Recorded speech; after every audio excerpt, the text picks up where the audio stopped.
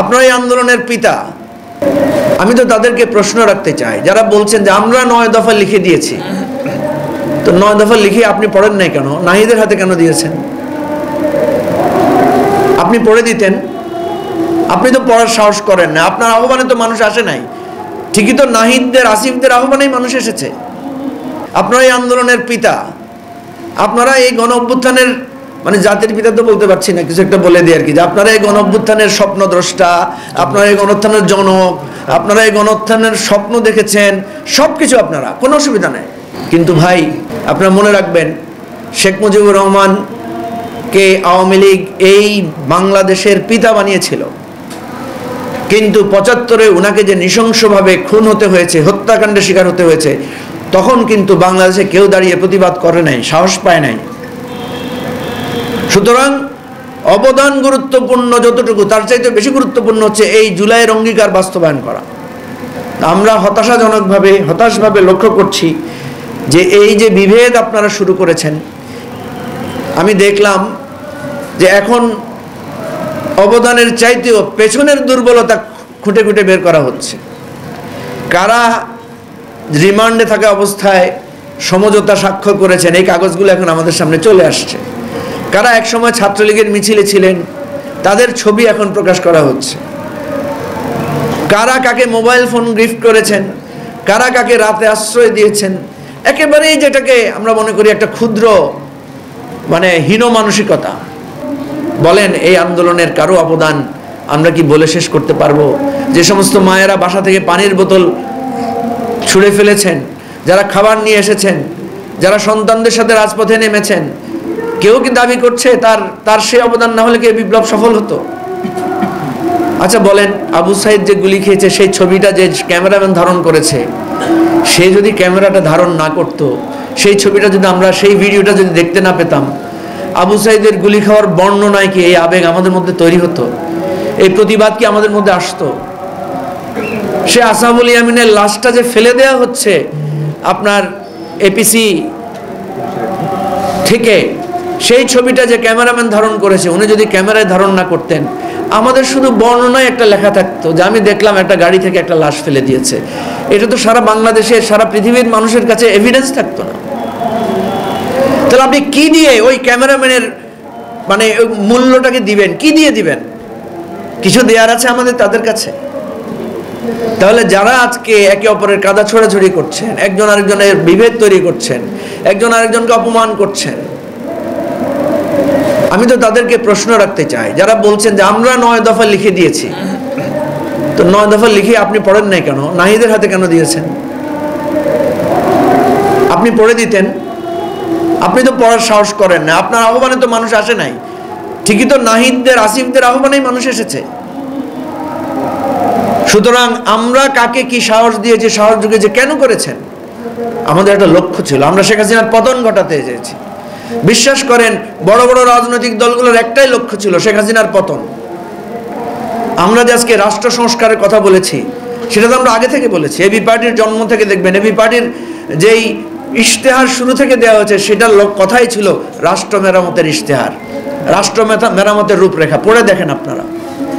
আজকে যে রাষ্ট্র সংস্কার আন্দোলন নামে দল আছে, তাদের দেখবেন তাদের জন্ম হয়েছে রাষ্ট্র সংস্কারের কথা বলে।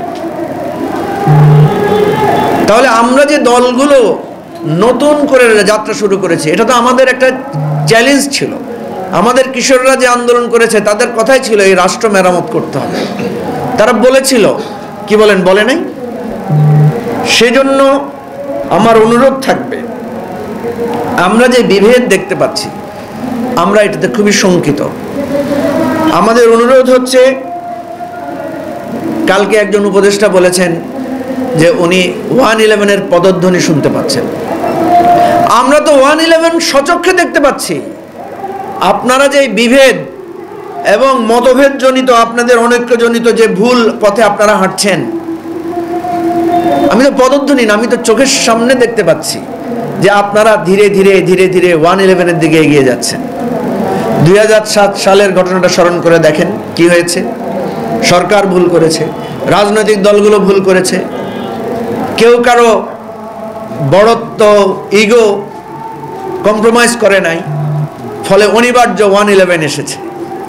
শুধু ষড়যন্ত্রকারীদের দোষ দিলে হবে না, নিজেদের আত্মপর্যালোচনা করতে হবে। সেজন্য আমরা আজকে দিয়েছি যে জুলাই অভ্যুত্থানের আত্মপর্যালোচনা। সুতরাং আমি বলছি, আপনাদেরকে সতর্ক করছি, আবারও বলছি, দেশবাসীকে সাক্ষী রেখে আজকে আপনাদেরকে সতর্ক করছি। শেখ হাসিনাকে আমরা সতর্ক করেছিলাম বারবার যে আপনাকে পালিয়ে যেতে হবে, আপনি এই দেশটাকে ধ্বংস করছেন, আপনি আওয়ামী লীগকে ধ্বংস করছেন, আপনি এই রাষ্ট্রকে শেষ করছেন। মনে নাই আমাদের ব্যারিস্টার ফুয়াদের সে বক্তব্য যেগুলো আপনারা বাজান, যে আপনাদের মাটি দেওয়ার, আপনাদের দাফন করার মাটি পাওয়া যাবে না, এই জন্যই তো আপনারা পালিয়ে গেছেন। আপনারা জানেন যে আপনাদেরকে এই মাটি কখনো গ্রহণ করবে না। বলেছিল যে আপনাদেরকে মানুষ বিদ্যুতের খুঁটির সাথে বেঁধে রাখবে, এগুলো তো সতর্ক করা হয়েছিল, এগুলো হুমকি দেওয়া হয়নি, এগুলো সতর্কতা বাণী ছিল আমাদের। তারা তো আমাদের সতর্কতা শুনে নাই। আজকেও আমরা বলছি, আমরা দল হিসাবে কত বড় বা মাঝারি বা ছোট সেটা গুরুত্বপূর্ণ না, আমরা এই জাতির কণ্ঠস্বর হিসাবে সতর্ক করছি যে আপনারা যে পথে হাঁটছেন, আমরা স্পষ্ট দেখতে পাচ্ছি 2007 সালের ডিসেম্বর জানুয়ারিতে যেই ধরনের রাজনৈতিক আবহাওয়া বিরাজ করেছে, আপনাদের আচরণে সেই ধরনের পরিস্থিতি বিরাজ করছে। তাহলে সমাধান কি? সমাধান হচ্ছে আপনারা সমঝোতায় পৌঁছান, আপনারা নিজেদের ইগোকে সংবরণ করেন, আপনারা স্মরণ করেন আমরা 2 বছর আগে আমরা কোথায় ছিলাম, 1 বছর আগে আমরা কি অবস্থায় ছিলাম। 1 বছর আগে আমাদের রাজনৈতিক পরিচয় কতটুকু দিয়েছি। আরেকটা কথা বলতে চাই, রিমান্ডের স্মৃতি হিসাবে আমি বলতে চাই, আমাকে রিমান্ডে, অনেকে বলেন রিমান্ডে অনেক নির্যাতনের শিকার হয়েছেন, কিন্তু আমি দেখলাম যে আমাকে ওই অর্থে তেমন নির্যাতনের শিকার হতে হয় নাই। নির্যাতিত হয়েছি মানসিকভাবে। আমার সামনে রিমান্ডে বসে সিগারেট টেনেছে 10-12 জন বসে। আমার যেহেতু ইমিউন সিস্টেম উইক, আমার লাং ফাংশন একটু দুর্বলতা আছে, আমি খুবই তাদের সামনে আমি কাশতাম এবং তারা খুব এনজয় করত। আমি তাদেরকে বহুবার বলেছি যে আমার একটু শ্বাসকষ্টজনিত সমস্যা হয় আপনাদের এটাতে, তারা বলছে অসুবিধা নাই, ঠিক হয়ে যাবে। কিন্তু আমি শুনেছি অনেক রাজনৈতিক নেতাকে নির্যাতন করা হয়েছে। কেন করা হয়েছে জানেন সেটা? কারণ অনেক রাজনৈতিক দল স্বীকার করে নাই যে আমরা এই আন্দোলনের সাথে আছি। তারা তাদের গোপনীয়তা গোপন রেখেছে। না, আমরা স্বীকার করেছি, হ্যাঁ আমরা এই আন্দোলন, আমরা চাই শেখ হাসিনার পতন। আমাদের মোবাইল চেক করে বলা হয়েছে আপনি এত তারিখ মুখকে ফোন করেছেন, হ্যাঁ করেছি। আমাকে বলা হয়েছে নাহিদকে আপনি ধানমন্ডির 10-এর অমুক বাসায় রাখার ব্যবস্থা করেছেন, আমি হ্যাঁ করেছি। তো আমরা তো বলছি করেছি, তো পুলিশ আমাকে মারবে কেন? সে তো সব দেখতেছে, আমার কথা, আমার মোবাইল ফোন সবকিছু ঠিক আছে। এখন যারা ভূমিকা রেখেছেন অথচ অস্বীকার করেছেন, কেন করেছিলেন?